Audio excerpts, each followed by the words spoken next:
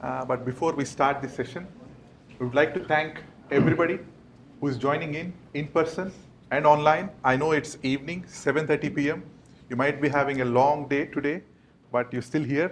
It shows commitment and investment from your side, as I already said. Thank you for that. So on behalf of Google Cloud and طويق Academy, welcome.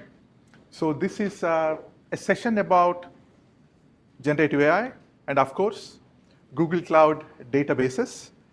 But before that, you see a QR code on the screen. So people who are joining in online, go ahead and scan the QR code. You will get all the updates regarding everything that we do. We, in the sense, Google Cloud and طويق Academy. We do a lot of hackathons, workshops, hands-on trainings. If you want to be in the loop with everything, go ahead and scan this, and you will be part of it. Once again, welcome. Let's start the session. The title of the session is Supercharging Your Stack as a Developer, how Google Cloud databases, which are generative AI augmented, will give you the depth you need to make your applications perform better. With me, today we have Hasib. Hasib is a senior data management professional from Google Cloud. He takes care of Google Cloud's database business, both technical and pre-sales across EMEA. My name is Haarsha Yadlapudi. I work as a data management professional, taking care of Google Cloud's customers across Middle East, North Africa, and Turkey. So I'm the one closer to you, in essence, okay? So to start with the session, I'll give a real-world use case that happened to me this morning, okay? You all know that we both come from UAE. So today morning we landed here, and my phone internet is not working. I remember buying a pack in UAE with my phone carrier that wherever I go in the world, I get a 10 GB of internet pack here, but it's not working. You know what I did? I just tried to call the customer care, connecting through the airport Wi-Fi, and I didn't get any options. So they just click 1, click 2, click 3, and click yourself in the head. I got lost, okay. So what I thought is like, what if these guys have something in the application where I go in, I ask, I'm not getting internet. This is my mobile number. Can you suggest, right? So if the app comes back and saying, hey, I recognize you. This number belongs to you. Hi, Harsha. You have a pack, but there is a way you need to activate it. Send this message there. You will get the activation. How does it look? And I say, I don't know how to send. And it says, okay, let me send you exact thing that you need to send. It types on my behalf. I copies it. I paste it there. Voila, I get my internet, right? But that particular phone carrier do not have it. I'm just imagining a real world use case scenario, right? What happened here? They just lost a customer interest in them. If I haven't already purchased that internet package, I'm going to purchase it because I need internet here. They just lost some money from me. There are many people who travel from UAE to here. Imagine it happens to 100 people, 1,000 people, or 100,000 people in 2 months or 3 months. Everybody pays 100 dirhams. We're talking about close to $1 million here. So this is what organizations or businesses are losing here, right? So it's not like in experimentation phase, like, okay, there is generative AI, I create an agent, somebody talks to the agent, and they get a response. Let's think about it in future. No, it's now. It's not experimentation. Businesses are using it in real-world apps and agent. You might be asking, what is an agent? I use an app. You call it an agent. What is an agent? Agent is something, right? You ask it in natural language, like, hey, where is my internet pack? And there is someone with your information who thinks, understands what is needed of you, right? It goes, okay. It's not like select star from a table, name equal to Harsha. What does he have? Hey, you have this bundle XYZ 1, 2, 3. I won't understand anything looking at XYZ 1, 2, 3, right? It tells me you have a pack. You can use it in all the countries. Right now, it seems like you are in Saudi Arabia. It's part of the pack. You can use it. This is how you do it. It is talking me to, like my friend, right? But he didn't encourage me this morning. He was all going after me saying, you boasted that you'll have 10 GB. I wanted to share yours. Where is yours, right? Of course. So agents are very kind, so they don't talk to you like that. They talk to you like a human being, right? So that's agent. And you might be seeing agentic application, right? You'll be hearing, if this is agent, what is an agentic application? Agentic application is like, so let's say I'm talking to my phone carrier's agent that takes care of only mobile subscription, right? Let's say my phone carrier also provide home-based internet services, TV, everything, right? So that's a different agent for my customer or for my mobile carrier. So I say, hey, I'm your valued customer. I've been using your home internet. I have a very big plan for my family. All that I'm asking is to get a discount. Okay, so give me some discount. I'm a big customer of yours. What it does is, it goes and talks to a different agent. That different agent is home internet, home TV kind of agent. Okay, this guy is saying he's your customer. This agent goes and talks to that agent. Okay, it understands, yes, he's a valued customer. And he goes a lot into Saudi Arabia, Qatar, Sweden, everywhere. I think you need to give him a very comprehensive package. So these two agents talk to each other and come back to me saying, Harsha, here is a special exclusive package for you. Everybody else, 100 dirham. For you, 99 only. Take it or leave it. So what I do, wow, I'm feeling special. So this is what AI and agents bring into your life. If you go and talk to a regular application, right, it gives you static replies. There is no human touch to it. I'm feeling as if I'm speaking to my friend. That's what agent does. So businesses are moving from experimentation, do we have it or do we not have it, to building real-world apps and agents. They need it now. In the end, I'll give an example which saved my day in Belgium. Okay, I'll keep it as a suspense. I'll explain what happened then. So this is fine. You need agents, apps, right? For that, you need something called an AI model. Okay, what is an AI model? You might be hearing about this Gemini, what else? ChatGPT, yeah, competitors, OpenAI, everything, right? So what is an AI model or a large language model, LLM, right? A large language model is something, it's an AI application somewhere, okay? What it does is, it will be given a lot of information, right? Take my friend. I fed him a lot of information into his head, like, I am your best friend, okay? Everything you do should be good for me, okay? And I'm training him. Hasib, somewhere you go, when you see a big crowd, just don't talk about yourself, talk about me too, man. I'm also good, okay? I'm training him. In training, what I'm doing to him, I'm putting information into his head. Similar thing, Gemini, ChatGPT, so that's a model, right? It needs to give you some responses.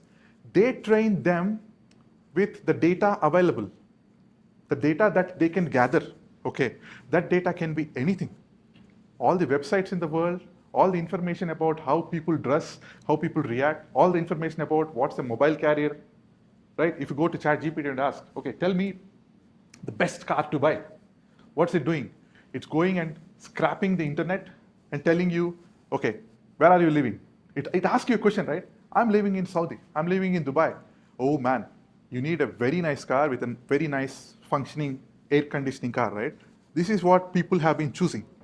So what it does, it's been trained with a data that is available everywhere, and it is giving you a response based on that. Yes, sir? I have a question. How did they exactly put all this huge data into one AI or one agent? It's not done in a day or in a moment, okay? It's been a continuous process. I'll ask you a question. Did Gemini start with only one version? Gemini 1, Gemini 2, Gemini 3? Likewise, you have ChatGPT, right? ChatGPT 1, 2, 3, 4, 5. Why did they stop? Why are they doing this? 1, 2, 3, 4, 5. Because they need to train the data. Data is always evolving, right? So this year, last year, previous year, right? So it has been fed all this information, okay? And taking all that information into account, when you talk to it, it tries to generate a response with all the knowledge. Like my friend tries to generate a response, yes, Harsha is good.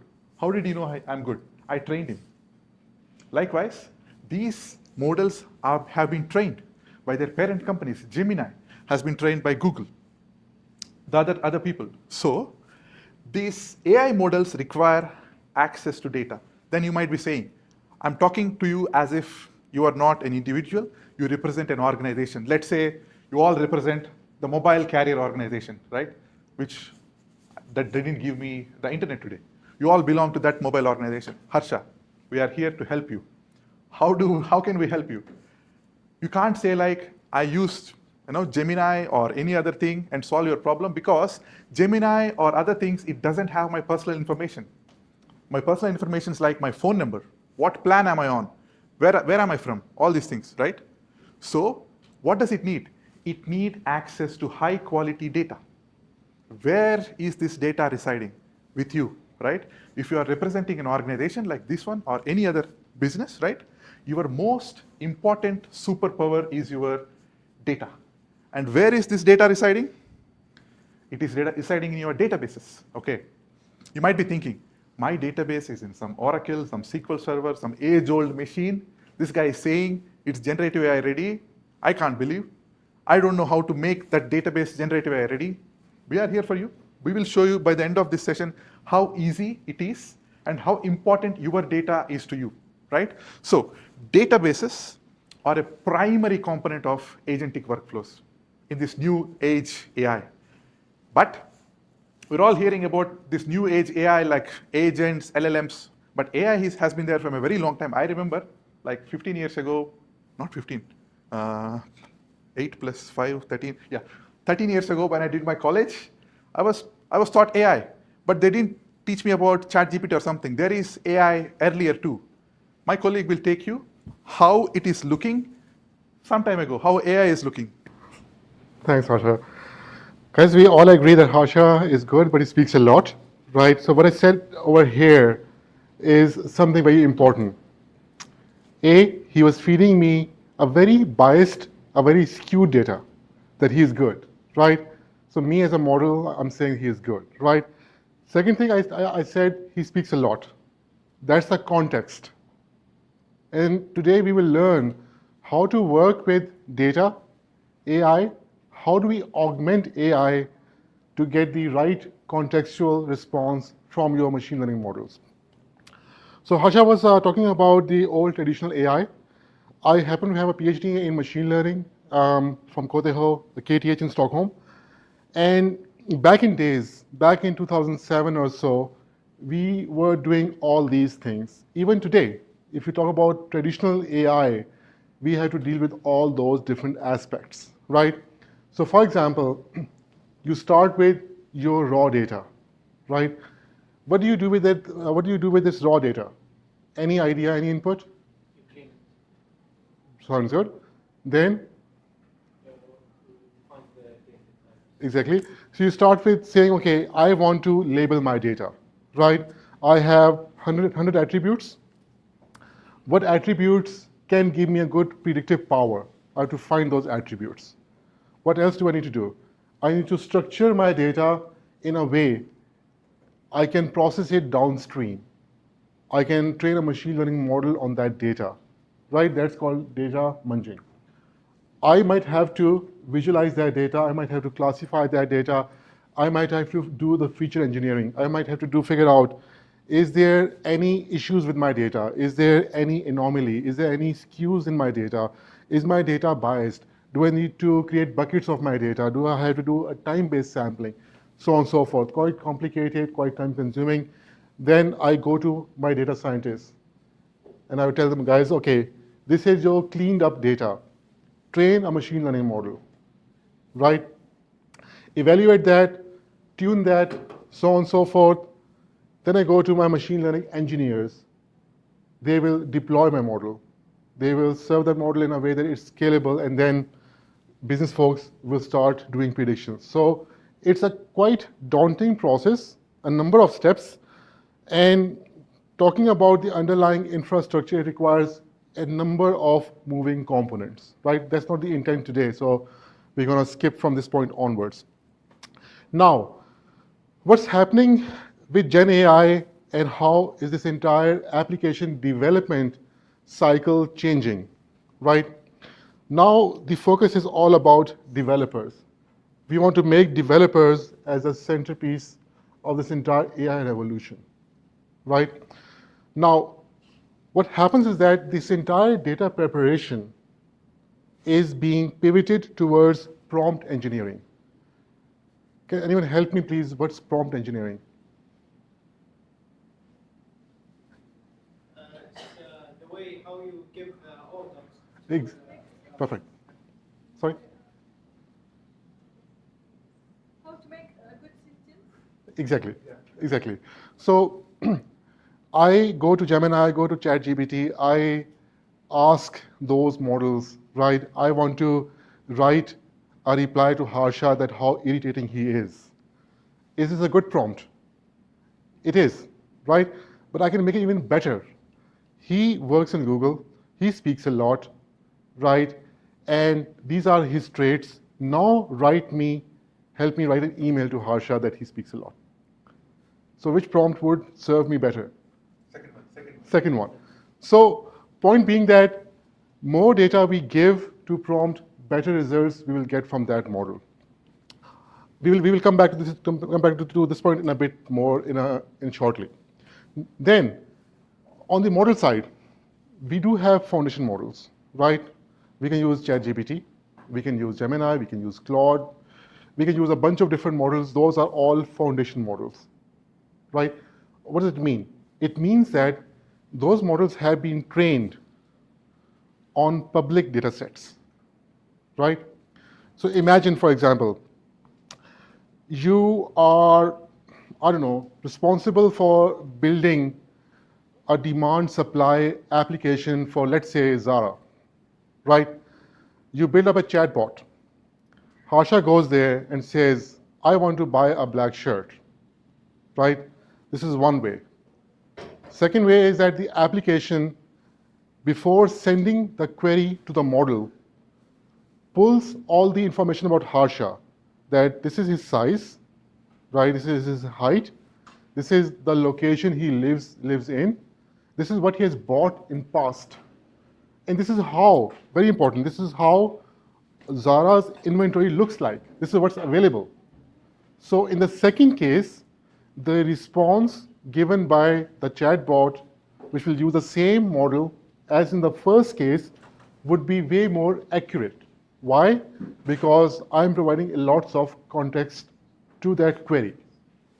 So the model training aspect now is more about how do we fine-tune that model for our own use case, for our own data.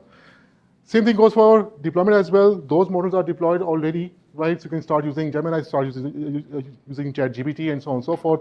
You're not really concerned with those things. Right. So I covered some of those things already, right? So LLMs are good, great. They are improving the application development lifecycle, all those complexities around data preparation, model training, and so on and so forth.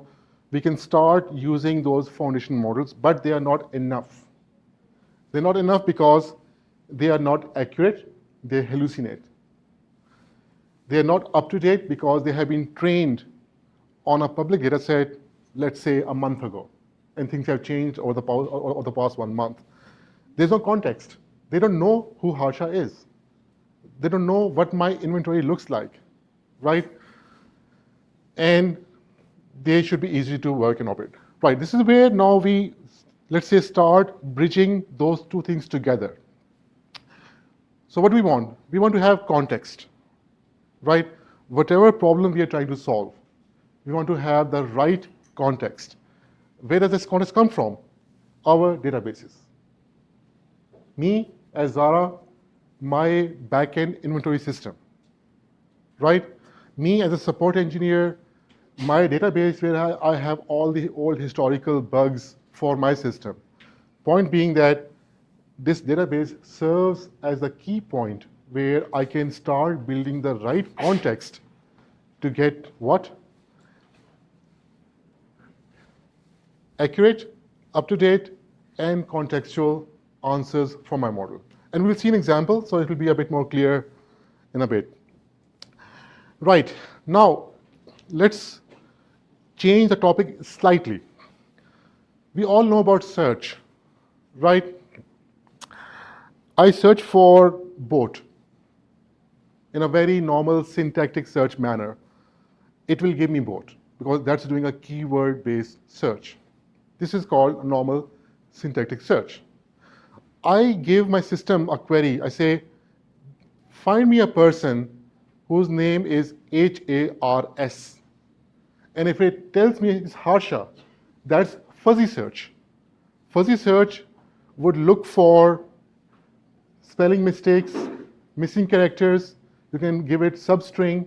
I give last 4 digits of his phone number. It will be able to find his phone number. That is fuzzy search.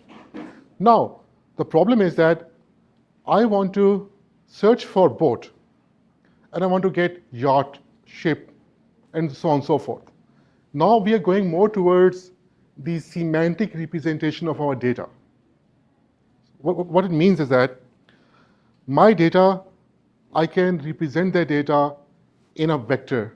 So essentially a numerical format. So think of it this way. A simple example, I represent my data as an XY coordinate, right? And I try to find the distance between points. So my query, I represent that XY. My data is again in my XY space, right? And the query is trying to find the distance, right? Whether it's a Euclidean distance, cosine distance, dot product, there are a bunch of different ways, right? If it's trying to find the similarity between those two, query and my data, based on this distance in space, in terms of coordinates, right? We are talking about vectors. We're talking about vector search or semantic search, right? So think about it this way. Lots of times you will be dealing with not only structured data, you will be dealing with images, videos, text, and all that complex data. You want to represent them in a numerical format. Why? Because you want to find relevant documents. You want to find which images are similar. Syntactic, full text, and fuzzy search will not help us. So this is where the notion of embedding comes into play. What's embedding? Embedding is an array of numbers which represent a certain document. How do we create embedding? There are machine learning models which can create embeddings. You can build your own specialized models as well. For the sake of discussion, let's assume that we have a model in place already that can create embedding from any source of data I provide. It can be a row of data as well. It doesn't have to be unstructured data, right? And now my search premise is going more towards a keyword-based search to a more semantic contextual search. So let's take some examples here. So in this example, I'm trying to find toys for kids under 5 years old. This is my normal search. I run a query. I use a where clause, try to find toys over here. And in case of semantic search, all my data is clustered together. Now, this might be misleading because this is not how data looks like. This is how the vector index looks like. Vector index would try to cluster your data, which is semantically similar together, so my search becomes slightly easier. Right. Now, as we discussed a bit about prompt engineering, now let's combine everything together. We have LLMs, right? We said that we don't want to build right context, and we discussed very quickly about embedding and semantic search, right? And we discussed very quickly about prompt side as well. So there are like a bunch of different frameworks to do prompt engineering, right? So few short prompting, chain of thought prompting. What we want to discuss today is retrieval augmented generation. So very simply put, retrieval is getting your data from your database, right? I run a query, get all the credentials or details or subscriptions of Harsha. That's retrieval part. Augment, I augment my prompt by saying, okay, write me this mean email with all those details. So I'm augmenting that prompt with some facts which are being retrieved from my DBs. And generation is when LLMs create a response for you, right? Right. So now our problem space is a bit more limited, right? So we are only concerned with essentially making sure that we build those components or combine those components in a more effective way, right? So one problem that we have to solve is how do we store vectors, right? We need to have data store or data stores which can effectively manage, store, index my vectors, the semantic representation of my data. Second thing, I want to have the same databases, data stores to effectively search me nearest neighbors, right? And again, I mean, problem is simpler said than done, because imagine, I mean, that we are talking about, I don't know, I've dealt with cases where dealing with more than 10 billion vectors, right? How do we effectively, efficiently do a semantic search in that volume of vectors? So, very shortly put, we talk about retrieval augmented generation. You have your databases, one corner piece of your new GenAI application development ecosystem, which will help you build the right context to get the up-to-date and accurate data, right? That's the retrieval part. Augmentation means that we want to enrich our prompt, right? And generation means essentially getting your data from LLMs back. Now, let's put everything together in terms of how you can start developing smart applications, right? Without, remember, we talked about the traditional AI. We don't want to go to that level. We're saying that we have foundation models. We have our data, right? Now we want to combine them together so that we can build applications very quickly, very efficiently, right? So very simple steps. You have your data in some database. The first step is to have embeddings for your data, right? So again, that data can be structured, that data can be unstructured, images, video files, and so on and so forth. You store embeddings to your data. Now, this is the app that we want to develop, and we will see a demo as well. In this app, we ask a natural language query, right? Now, that natural language query can simply be sent to LLM, but it will not be accurate because LLM does not know my data.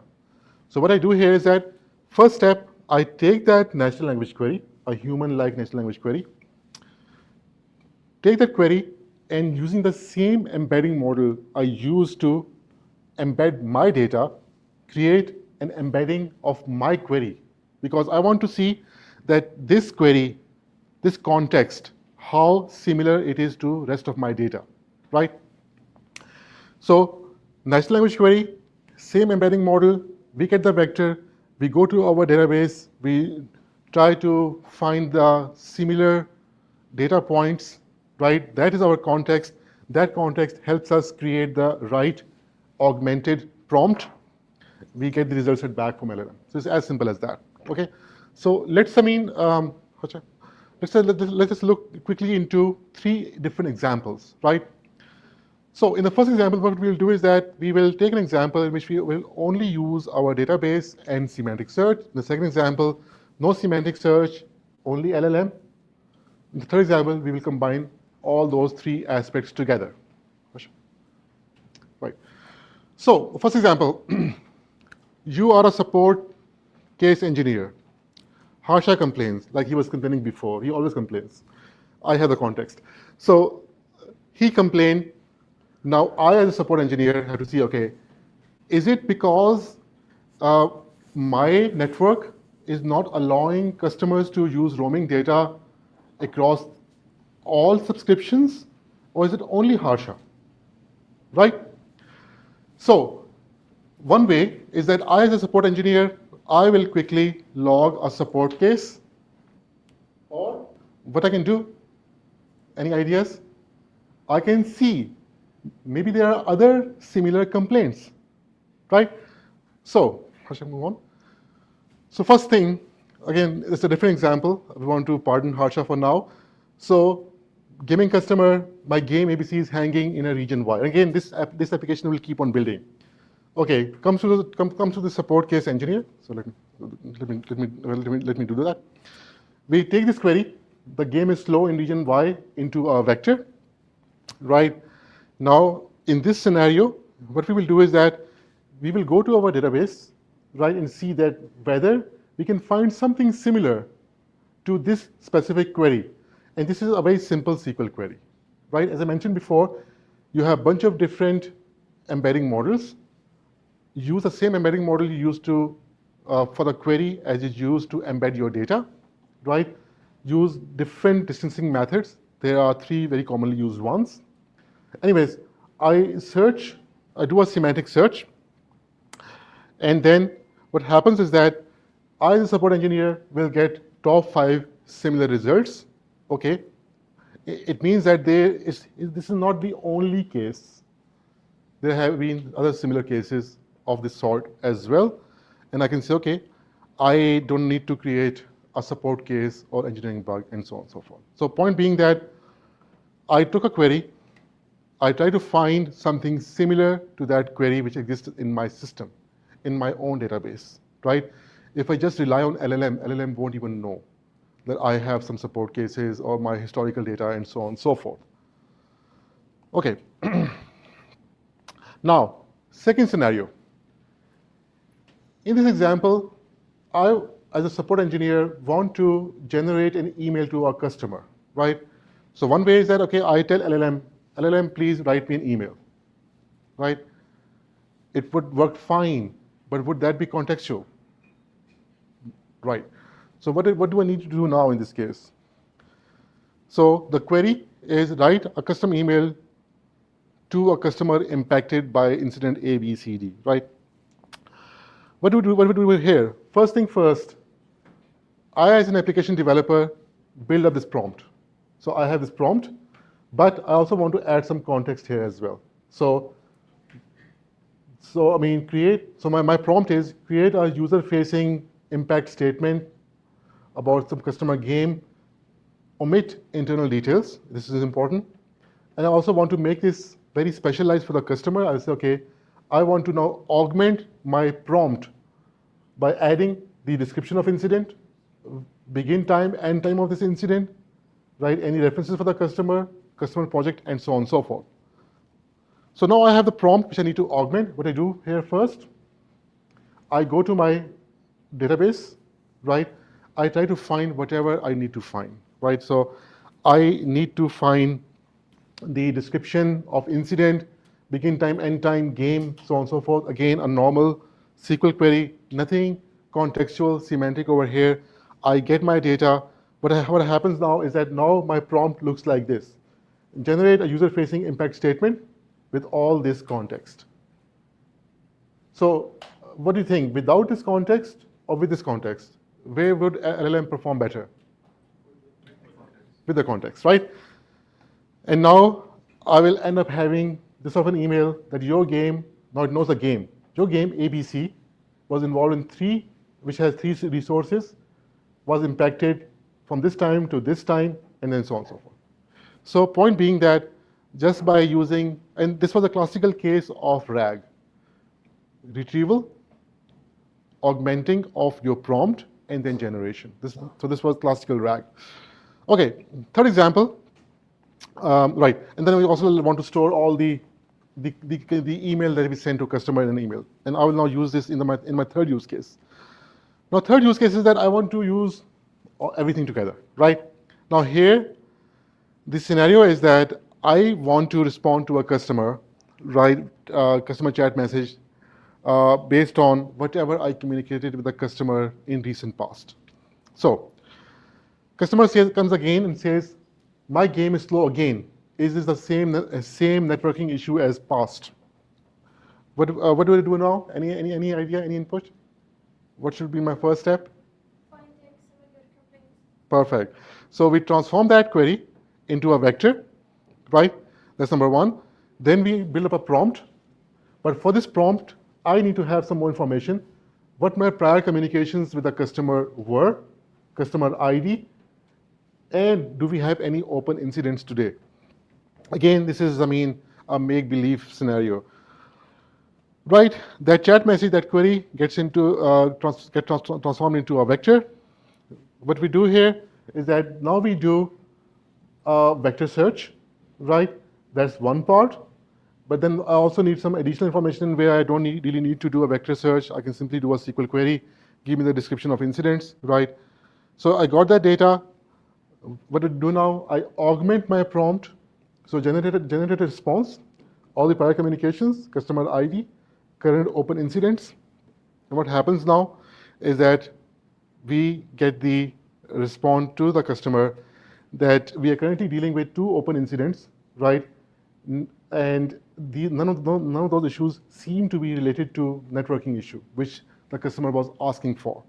So point being that by combining those technologies, right, we can make our applications extremely intelligent, right? The example which Harsha was giving, right? If, for example, I believe it's Do. So if, for example, Do could take his text or chat message, right? Build up the context about Harsha, what subscription he has, right? They can probably respond to his query in a much more efficient manner, right? Now, this is what powers agents as well, right? Agents can use LLMs, again, pre-trained models on public data set, right? They can appear very smart, but if we provide them the right context, it would be much better for agents to automate tasks and to work on our behalf. So, do you want to take me this one? Sure. So now I think, Sure, please go ahead. yeah. Now you got a history lesson from our professor, right? How traditional AI has converted itself into generative AI, right? Now we're not calling it just AI, it's generative AI. So the process, the flow, how it's using your prompts to get better and giving you, how do I put, gated responses, like grounded responses, that's the right word, without giving you all hallucinations, that's the process. Now we're coming from Google Cloud, right? It's not just like we have to talk about Google Cloud, but we believe, and we hear from our customers too, the best place to run your GenAI apps is Google Cloud. If you see in the slide, at the heart of the slide, we have Google Cloud databases, but before we're going there, look at the kind of applications that we have these days. First one, customer support, right? This is a classic case I just mentioned. If that mobile carrier have a very nice customer support application using LLMs, having the better prompts, using the real data, it can give me very nice responses, right? Likewise, marketing automation. Like these days, any business, if they want to come into general population, they need to do a lot of marketing. All the emails you get, all the SMSs you receive, it's not like somebody is sitting there and typing them, no. They are using these LLMs and the real world data to kind of generate the text and send it over to you. That's marketing automation. Product search, go to Amazon, you search about a product. It doesn't give you just the product, it gives you a lot of ecosystem. Let's say you search for a tire, right? It says, okay, you have a tire. Don't you need a pump to put the air in it? Or it will say, okay, you have a tire. What do you do with it? You want a cycle? Are looking for a cycle, car? It can go berserk, right? Employee assistant, everywhere like طويق Academy or even in Google Cloud. We don't see, back in the days we used to have a lot of HR professionals, right? Anything you go, they look at the information, they read it out for you. This is what the rule says. Now, I haven't seen a real HR in 4 or 5 years. We use all agents. I put information there. Hey, why am I getting this health insurance update now? What should I do with it? And the agent tells me, you need to put in your passport number, make sure it's international, etc., etc. So there are agents everywhere.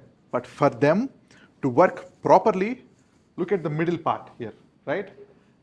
Databases, you know what there, will come to it. Frameworks. The keywords here are orchestration and abstraction. A framework is something, let's say he talked about LLM, right? LLM has trained data, right? If I go and say the same Zara example, hi, I'm looking for a black shirt, okay? Can you recommend me anything?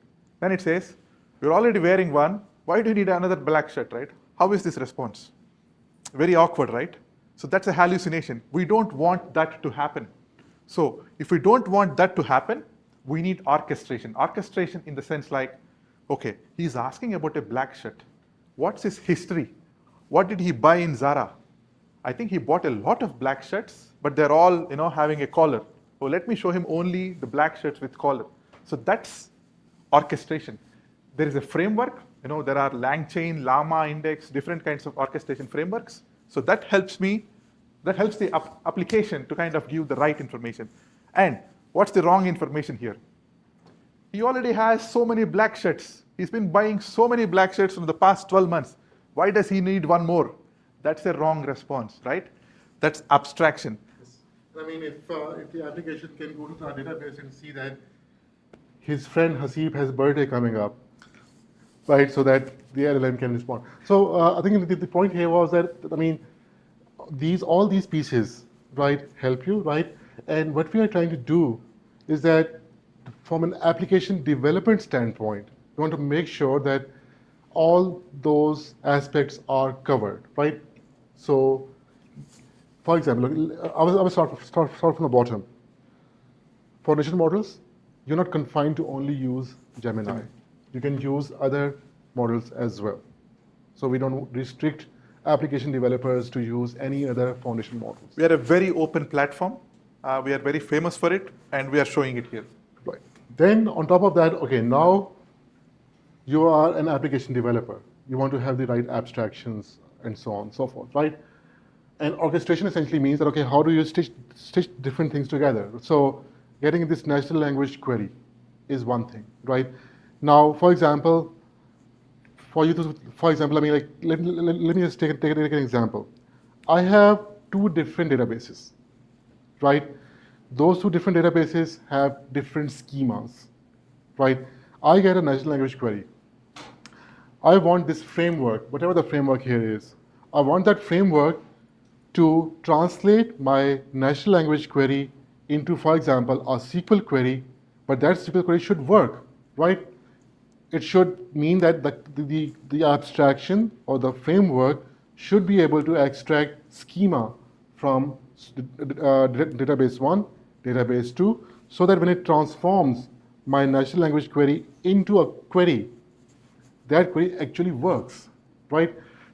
Then being able to plug and play different things, right? So let's say I want to build up a knowledge graph, right? A very abstract concept where I want to connect relationship between my data points. So how do I abstract that bit? So that abstraction orchestration is extremely important. Then comes the databases part. Now this is where the semantic search comes into play. So if you look up for scan was a Google research which makes you search billions of vectors in a very scalable manner. In the beginning, I gave you an example, right? Yep. If you go to YouTube, if you search for a food video, right, all you see on your feed is a lot of food videos, right? How is it happening? Scan, scalable, nearest neighbor. You know when we invented it? 12 years ago. 12 years ago, we have the scan indexing, where depending on what you search, you're searching for, let's say, I want to have a pilaf, right? Pilaf, it will convert that particular information into something called a vector. A vector is nothing but a kind of numerical representation.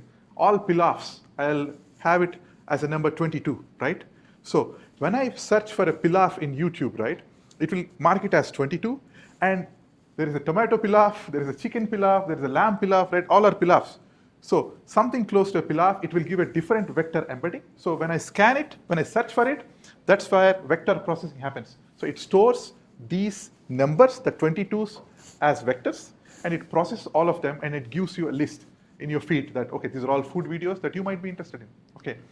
So in databases, it is very important when you work with a large language model, like any of these things, to have these vectors. If you don't have these vectors, right, imagine searching about pilaf in big YouTube databases, in a big YouTube database that's worldwide, which, like, I heard somewhere, like, every minute in YouTube, you get like 5 terabytes of data uploaded, 5 terabytes a minute, man. And if you go and search all these things without a vector, it's very slow. So LLMs need databases with this vector processing capabilities, okay? And accessing the LLMs easily, that part is taken care by these frameworks. And the most important part is you can't go into a ChatGPT or Gemini and write, hey, hey, select star from blah, blah, blah, blah, blah, blah. You are not developers. All we speak is natural language, the English we use, the prompt we use, natural language. It should be able to use the natural language and convert it into the language the database understands, right? With all this data, it's not only like retrieving the data, it's more like you need to use the data. Harsha, using Zara, last 12 months, bought these many black shirts. Like Harsha, there are many people who like black shirts. Next year, when we design our new clothes, we need to have various designs in black shirts. That's where analytics come into picture. We have BigQuery, which is very much integrated with all these things and gives you real world information to kind of act upon. And albeit based on any foundation model you have. And don't worry, if you need to understand how do I build a model, how do I build my own agent, we have the tooling for it as well. Agent builder, model builder, Vertex AI, everything. Yeah, so why do you need to build with Google databases? Faster development, okay? When I say faster development, it's a fully managed platform. You have our AI integrated system, you have our AI augmented databases, and you have our analytics. Everything is interlinked together. And Google AI built-in, I just said, right? Scan, which is used in YouTube. We use it in our Postgres databases, AlloyDB databases, Spanner database, same concept. Scalable nearest neighbor. We bring our own proprietary technology into our Google Cloud databases. Lower total costs. How do we achieve lower total costs? All these things, we're not putting, of course, we have it on a traditional licensed database like SQL Server as well, but we embrace open source. Postgres, MySQL, our proprietary databases are built on top of these open source databases. AlloyDB is our own database we built on top of Postgres. These are all open source. You don't have license or any other lock-in. It brings down your cost. And just because we're doing open source, it doesn't mean we're not enterprise ready. We provide 5 nines of availability. 5 nines of availability is close to, at max, you get 3 minutes of downtime for your databases. And it's very secure. And any scale of applications, you can run on top of it, okay? And this is what I've been discussing. He ate a lot of time. So now, what I want to tell is, we have a very broad stack of databases, and they're all GenAI ready. All the things that we talk about, vector capabilities, AI processing, we have them. But you might be having a question now, okay? I have databases, I have LLMs. How do I integrate both? How do I use it for my application? Do I need to go in and write GenAI code into my databases? No. This is where we have, okay, lots of people use. I told you I'm not lying. You see all these people, they all use Google Cloud databases. I have to put it. So this we just discussed, what a vector storage and search Vertex AI integration is, okay? And our vector processing capabilities, Spotify, you know, the songs you hear here, everything, everybody in this screen, they use our vector AI capabilities. I'm rushing. So now coming to the question I just asked. I have LLMs, I have my databases. How do I merge, how do I use, how do I connect them? I might be having a different database, Postgres, SQL Server, Oracle, everything. How do I connect? That's using MCP Toolbox. It's a simple open source toolbox that we have. And what it does is, it has an interface that connects to your GenAI application. As I said, MySQL, Postgres, Cloud SQL, anything. You can convert your existing superpower, that is your data, as a GenAI ready. How do you do that, right? It's a very interesting slide. So you, as a developer or a database architect, what you do is you define tools with the toolbox. What do you mean by tools? Tools in the sense, hey, for this GenAI application, I want to search about product. What's the product? Shirts. So we provide certain tool to the toolbox. Okay, this particular application wants to talk about apparel or clothes, right? Once we have the tools, what we're doing is we will load the tools. Load the tools in the sense, okay, you have the LLM, fine. You want to load the tools. What do you want to use? There are many frameworks. Many frameworks in the sense, you have LangChain, Llama Index, OpenAI has its own framework. This is Meta's framework, I guess. So you have multiple frameworks. You need to tell which particular framework you use. We discussed about frameworks, right? Orchestration, abstraction. Limit the data that you need to show, and what order you need to follow with that particular data retrieval. So now you have everything.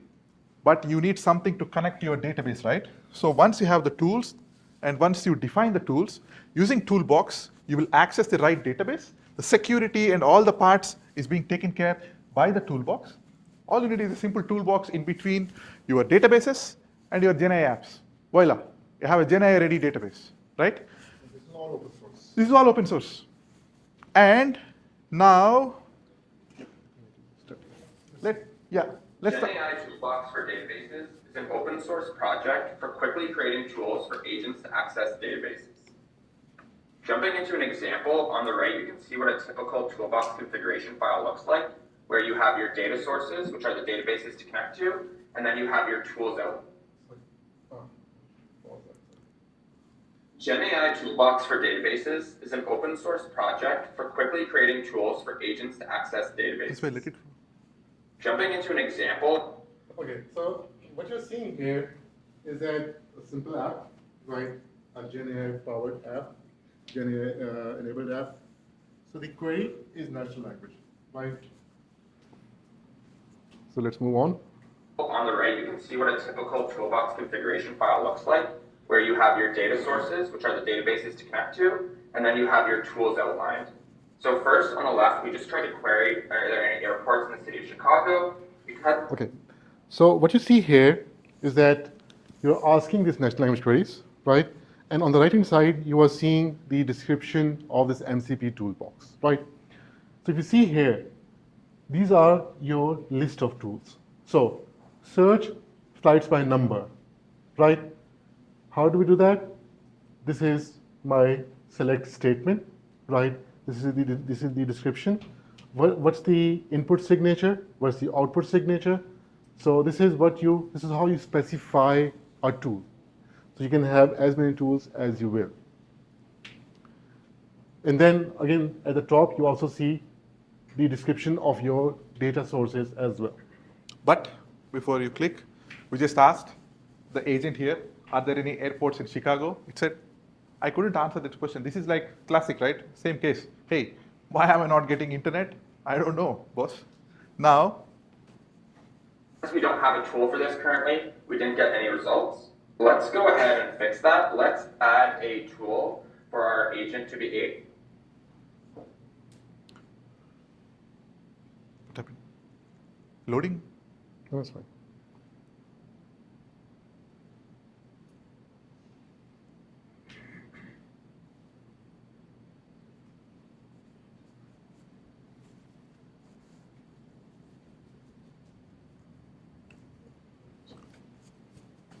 Wait, it's paused here. Okay. Oh, sorry. It's not It's not moving here. Uh-huh. Okay, I think something. Okay, I think it's paused. So what it does is, I can be your, virtual assistant. So what it does is we added a tool for the list of airports. Next time we ask, are there any airports available? It gives you the list. You just added a tool here, right? Using MCP Toolbox. I'll give you a real world example, real world example. I went to Belgium this summer to go to Netherlands because it's close by and the flight tickets are cheap. I went to Brussels and from there I took a car to go and see this, what are these flowers in Netherlands? Tulips. Tulips, yes, tulips. My wife asked me. We went there, we came back, but when we came back, there's a huge strike happening in the Brussels airport. All the flights have canceled. I booked 2 flights, both canceled. So, and when I called the airlines, it's a long queue. I was told I need to wait for 2.5 hours, right? What I did is I went to they have an agent, a working agent. I went there, I put in my flight number. So it's canceled, what should I do? It gave me, okay, these are the options I'll provide you. 2nd or 3rd May, you have these flights, would you like to take it? I click yes, done, voila, half minute or 1 minute. I have a new flight booked, right? So that's what agent can do to you, when you have so many people calling at the same time. Yeah. Sorry, let me just. Get to read or okay. So we added a new tool here. We reconfigured the tool, and then we kind of asked the same question again. You can go to the end. It will give you the list of airports. You see here? Sorry. So yes, there are 3 airports. Now it's a different response generated. Go to the next slide. All right, okay, let's move on to the next one, okay? Yeah. So again, I mean, our focus is that you can develop Gen AI applications as easily as possible, right? I think the few things to remember from today's session is that machine learning is daunting, right? I can say this thing with a bit of an authority because I did my PhD in machine learning. Things have changed now. You have foundation models, make use of them, right? Now, how do you make use of them more effectively is to know prompt engineering, right? That alone will not be sufficient. You have to build up context for prompts. How do you do that? This is where your databases come into picture, right? Now, from your databases to extract data, you can use full text search, fuzzy search, fine, but even better is to use contextual or semantic search. This is where you do vector search, right? And then in terms of tooling, we make sure that the tooling aspect is as simple, as open source, and as open as possible. So we had this slide, and we wanted to do a role play, right, in which Harsha is Mr. Burns. Yeah, I'll keep the suspense waiting. So before we go into this, Sure. I would like to quickly take you into this one. Okay, everything that we have discussed today, very soon on 30th of October, we're going to do hands-on, right? You have a LLM, you have a database. How do you make your database AI ready? Knowledge graph, the RAGs that we discussed, everything about how GenAI ready Google Cloud databases are. We're going to have a full-blown workshop, hackathon, whatever you call. You'll see the same old faces there. Okay, sorry for that. So, at least I'll try to tuck in my shirt next time like the professor. But welcome, okay? People watching this online as well, please have this QR code scanned and please register, okay? Yep. Now, coming back to this one. So, I'm a developer, okay? I saw something yesterday night while I am, creating my shopping in Amazon, Hasib, okay? I added, items to my cart. I haven't logged in, okay? I opened a new window. I logged in. I see the same items in my cart. I want that for my e-commerce application. I want it. But I have an Oracle database, okay? And that's legacy. I just don't know how I make it work, okay? I know it's a caching, but I don't know how it's going to Sure. work. And I have more aspirations, Hasib. More aspirations. I want my database to be available across the globe at the same time. They need to be in sync. I have a Sure. relational database. How are you going to solve my day? Right. Okay, what Mr. Burns asked me, sorry, Mr. Burns, is a very detailed question. So let me just dissect this question one by one. So when it comes to legacy databases, so let's just define legacy databases. SQL Server, Oracle, MySQL, and Postgres as well. We define legacy databases as databases which were created prior to cloud era, right? They were designed with a server in mind. So you have a machine, a server, where you run those legacy databases. They suffer from their own limitations or their own issues, right? And especially when it comes to the typical vertical versus horizontal scalability. So Mr. Burns, first of all, if you want to run your Oracle, right, you can run your Oracle on Google Cloud as well. There are a bunch of different variants. I will not go into details about those ones. You can run your legacy databases on Google Cloud as well. However, if you want to modernize, if you want to move towards more cloud native, right, meaning how Google works internally by itself. Harsha was like sharing a bit earlier that Google created Spanner more than 20 years ago, a horizontally scalable a database which can be deployed globally. You can have strongly consistent read replicas across the entire globe. So if Harsha or Mr. Burns adds something in his cart here in Saudi Arabia and takes a flight, I mean, If I call my if the aunt, very next millisecond, if he is in US, he will see the exact same data because the replica in the US is strongly consistent, right? So that's a second way, Mr. Burns, where you can start modernizing your application, either move towards open source or move towards cloud native. but you have this feature or not? I add my items in a cart in one window, I log in another window, I don't lose the items I added in my cart without logging in. It should be visible there. I want that. It is there. It is there. And to make it even more interesting for you, I'm assuming, Mr. Burns, you will have this as a mobile application, Yes. right? Of course. And there will be scenarios where your application might get disconnected. Okay. Is it Okay. My application gets disconnected, then it's offline. Yes. Will I lose my data? No. Okay. So you have capabilities of having an offline sync. So you disconnect, you reconnect, your data gets in sync, you have real-time database, which is backed by a persistent store. So, and it's very simple for application developers, especially mobile application developers, to start. I know the name using. of this database. Baseball? No, Oh. not baseball, it's What is it? Firebase? Firebase. Yes. Sorry. Yeah. Okay. Firebase backed by Firestore. Anyways, Okay. then Mr. Burns, I wanted to touch upon one more aspect as well. I'm hoping that you will be personalizing your application too, Yes. right? For those purposes, you need to store user profiles, Yeah. right? Yeah. And you want to have certain flexibility around Yeah. that as well. Yeah. I need them as collections. Okay. Perfect. I need to them as like, we use SharePoint, by the way, to have them in documents. Okay. Do we have anything that is? Definitely, definitely. So this is what Mr. Burns is referring to, a very typical document store, where your document is a free-form JSON or a protobuf, right? Maybe, lots of people are not aware about protobuf, so think about protobuf as a binary JSON, which gives you around 30% storage optimization and way more efficient transmission when we're talking about RPC communication. Yeah.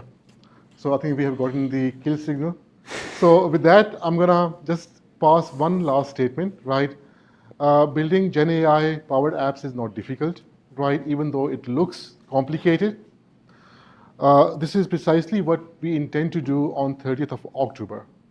So we want to develop an end-to-end application, right? So where we will make sure that we take the best principles of prompt engineering, augment our prompts by providing the right contextual data. We will go through principles of vector embeddings.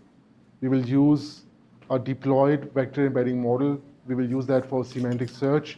So you will cover all those aspects that we discussed today, so that all this that we discussed today does not remain just a theory.